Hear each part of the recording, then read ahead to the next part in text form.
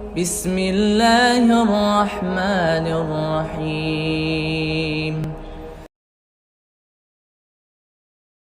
یہ تفصیل اس کی حدیث مبارک میں ہے کہ جب مومن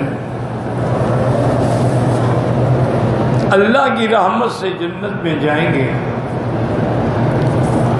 تو اللہ سے درخواست کریں گے کہ یا اللہ ہمارا اہل عیال اولاد بیوی بچے وہ تو اب ہمارے ساتھ نہیں ہیں، تو ان کو بتلایا جائے گا کہ وہ جنت میں تو ہیں لیکن تمہارے درجات، تمہارے مرتبہ، تمہارے مقام کو وہ نہیں پہنچ سکتے، لہذا یہاں ان کو نہیں رکھا گیا۔ کہیں گے کہ یا اللہ آخر میں نے جو اعمال بھی کیے ہیں ان میں اپنی اولاد کے لیے بھی تو کرتا، تو اب اللہ حکم دیں گے کہ ان کے جو اولاد ہے کہ شرط ہے کہ وہ اولاد جو مومن ہے، اگر کسی کا بیٹا کافر ہو گیا تو وہ قیامت میں جنت میں نہیں جائے گا۔ شرط یہ ہے کہ مومن ہیں اور جنت کے دخول کے حقدار ہیں۔ اب اللہ ان کے درجات کم تھے، ان کو اوپر کر کے بڑھا کے اپنے والدین کے پاس بھیج دیں۔ یہ نہیں کریں گے کہ والدین کے درجے کو گھٹا دیں، نہیں، یہ احسان کے خلاف ہے۔ اللہ ان کے درجات کو اونچا کر دیں گے اور اللہ تبارک و تعالیٰ ان کو اپنے اہل سے، عیال سے، بیوی سے، بچوں سے، سب سے اللہ تعالیٰ ملا دیں گے تاکہ ان کی آنکھیں ٹھنڈی ہو جائیں اور ان کو صحیح معنوں میں جنت کا مقام جو ہے وہ حاصل ہو جائے۔ ایسے فرماتے ہیں والذین آمنوا واتبعتہم ذریتہم، جو ایمان لائے، شرط یہ ہے ان کو اللہ تبارک و تعالیٰ الحقنا بہم ذریتہم، ان کی اولادوں کو والدین سے ملایا جائے گا۔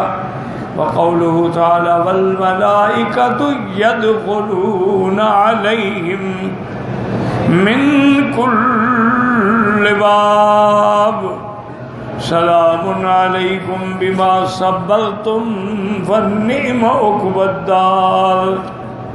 اب میرے بزرگوں، بھائیوں، ساتھیوں، یہ دیکھو کہ اللہ نے مومن کے لیے جو صفتیں بیان کی ہیں، سب سے پہلی صفت کیا ہے کہ جو وعدہ کریں پورا کر دیں، اللہ سے کریں یا بندوں سے کریں۔ اب ہم ٹھنڈے دل سے غور کریں، کیا ہم میں یہ صفت ہے کہ اگر ہم کوئی کسی بندے سے وعدہ کریں یا اپنے اللہ سے وعدہ کریں، اللہ کے نام پہ کوئی نظر مانیں، تو کیا ہم پورا کرتے ہیں؟ پہلی صفت۔ دوسری صفت کیا تھی؟ والذین یصلون ما امر اللہ بہ ان یوصل، کہ اپنے رشتہ داروں سے صلہ رحمی کرو۔ کیا ہم کرتے ہیں؟ اپنے ماں باپ سے، چچیرے ہیں، بھائی ہیں، چچاداد بھائی ہیں، خالہ ہیں، خالو ہیں، یہ جتنے رشتہ دار ہیں ان کے صلہ رحمی کا کیا معنی ہوتا ہے کہ یعنی ان کا احترام بھی کرو اور اگر ان کو تیری مدد کی ضرورت ہو تو مدد بھی کرو۔ صلہ رحمی صرف زبانی کلامی نہیں ہوتی، مقصد ایک طرح رشتہ دار ہے، غریب ہے، اس کی مدد کرو۔ کیا ہم کرتے ہیں یہ صفتیں؟ اس لیے قرآن پڑھو تو غور کرتے جاؤ کہ ہمارے اندر یہ صفت ہے یا نہیں، یا ہم اپنے والدین کے بھی نافرمان ہیں، یا ہم اپنے رشتہ داروں کے ساتھ بھی ہر وقت جھگڑتے رہتے ہیں، ہم اپنے رشتہ داروں کی مدد کرنے کے لیے بھی تیار نہیں ہیں۔ اور تیسری صفت ان کی کیا ہے کہ وَيَخْشَوْنَ رَبَّهُمْ، عبادت کر رہے ہیں لیکن دل میں خوف ہے، اللہ عالم میں نے صحیح کی ہے یا نہیں کی، میں نے حق ادا کیا یا نہیں کیا، اس کو کہتے ہیں خشیہ۔ وَيَخَافُونَ سُوءَ الْحِسَابِ، اس دن کے برے حساب سے بڑے گھبراتے ہیں کہ قیامت میں خدا جانے ہمارے حساب کے بعد کیا ہوگا، نامہ عمل ہمارے دائیں میں ہاتھ میں ہوگا یا بائیں ہاتھ میں ہوگا، اس دن کیا ہوگا۔ اور صفت کیا ہے؟ وَالَّذِينَ صَبَرُوا ابْتِغَاءَ وَجْهِ رَبِّهِمْ، کہ اللہ نے کہا بھی یہ حرام ہے، زنا حرام ہے، چوری حرام ہے، ڈاکہ حرام ہے، قتل حرام ہے، سود حرام ہے، شراب حرام ہے، نشہ حرام، ان سے بچتے ہیں۔